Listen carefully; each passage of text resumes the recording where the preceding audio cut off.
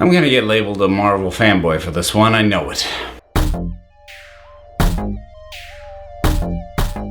So this is just a random ramble on some of the stuff that Warner Brothers is doing with DC properties, and yeah, I'm just gonna open with sort of the punchline on this. I kind of wish that Warner Brothers would just sell DC to just whoever makes them an offer. I feel like they're the teenager who keeps crashing the car and needs to have the keys to the car taken away from them before they crash another one. So what is it that's got me into this mode? Well, a couple of things. First of all, The Flash, which so far as I know has yet to be officially moved off of its March 2018 date. They might want to do that soon because it's getting a page 1 rewrite. In case you're not familiar with the jargon that goes around Hollywood, that means that they are completely throwing out the scripts they've got starting from scratch. This isn't a dialogue punch up. This isn't a, let's fix Act 3. This is a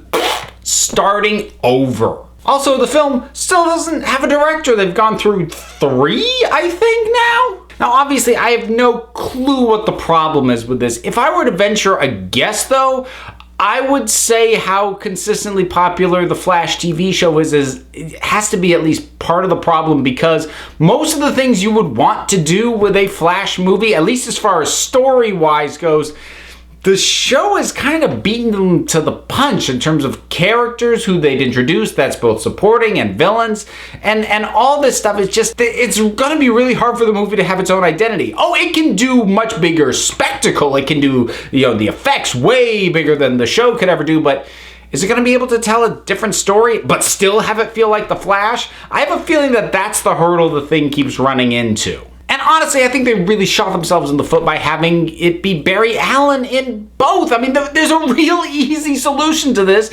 Make The Flash in the movies Wally West. It would have removed the necessity to compare them as much as is going to end up happening. But I mean, that's one thing. So what's another thing? Well, they're talking about doing a Black Adam movie before the Shazam movie. Now, from studio executive logic, this makes total sense because they have The Rock as Black Adam. Why wouldn't you give The Rock his own movie? Well, because he's playing a character that nobody outside of the comic book readers know, who's also going to be the villain later, because they're talking about doing the Black Adam movie first. So you're going to show us and get us, presumably he would be the protagonist, so you're going to get us on the side of the villain and then bring in somebody new to beat him up in what would effectively be the sequel. How does that work? Warner Brothers should really just take a quick second and go, whatever happened to that Venom movie or the Sinister Six movie that Sony was working on? Or heck, you want more recent history? Just look at Suicide Squad. Yes, I know it made a ton of money. I know some people like it. That's great. But the overall reaction was not great. Even people that I know who watched it, and I'm not just talking about critics, I'm talking about people I know who watched it, the best reaction I've seen to the thing was, that was kind of fun. Look, I get wanting to maximize use of The Rock. The Rock is great. He's charismatic. He's lovable.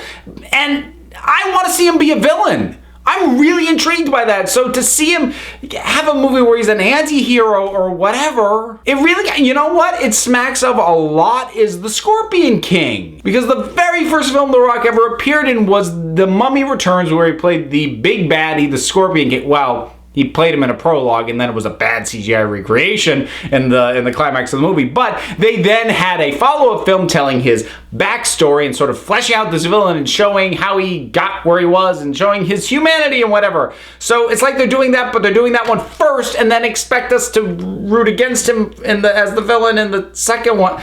Don't think so. They made it sound like Geoff Johns was going to be allowed to steer the ship and to try and be something like the Kevin Feige to DC, like Kevin Feige is for Marvel. The sole person in charge who can keep things on point and have the big picture in mind. But these things that we're hearing and these decisions being made, this still sounds like committee decisions being made by executives looking at spreadsheets, not the choices made by somebody who knows these characters. Now, that's supposition on my part. I have absolutely no idea what's going on behind the scenes, but I'm just saying what it feels like. And I know it's not part of the same continuity and whatnot, but I'm going to just vent this real quick too, because it is DC Warner Brothers related. I saw the trailer for the new animated film coming out, Justice League Dark, which I can't decide whether or not I'm excited for, and after seeing the trailer, I still can't decide. There's some stuff that I like.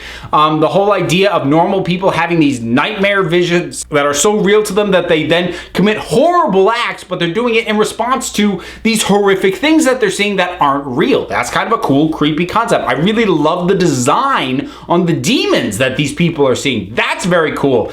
And then the Justice League showed up, and it was smacking me in the face with the fact that even though the comics, thanks to Rebirth, have been able to completely shunt off and just wriggle out from under just the weight of everything wrong with the New 52, that the animated universe is still using that as their basis for stuff. Every time a Justice League member showed up, I'm just, you know what it is that's driving me crazy? It's like they tried to make everyone Batman. And I mean that in terms of mentality, and everyone's like dark and serious, and the lines that they gave to Superman and to Wonder Woman, the serious face, like that's all Batman shtick. Like seriously, in terms of the facial reactions to what was going on and the lines that were said, you could have put a bat cowl over Wonder Woman, you could have done it over Superman. I would have totally bought that was Batman saying that line. That should not be happening. I mean, regardless of whether you think, the more Golden Age or Silver Age versions of these characters are dorky or cheesy or whatever, they shouldn't have all the same personality no matter what it's gonna be. So it's just my sincere hope that with Justice League Dark, the Justice League itself will be shunted to the background as quickly as possible so that we can get characters like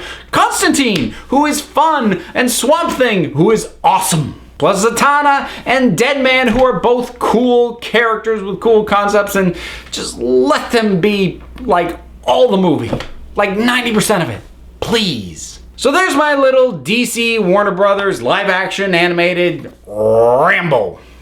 I'm actually kind of hard-pressed to think of too much DC-related announced stuff that I am excited about. Like maybe the Batman, thanks to Ben Affleck's involvement in that. But I'm still going to go see these things.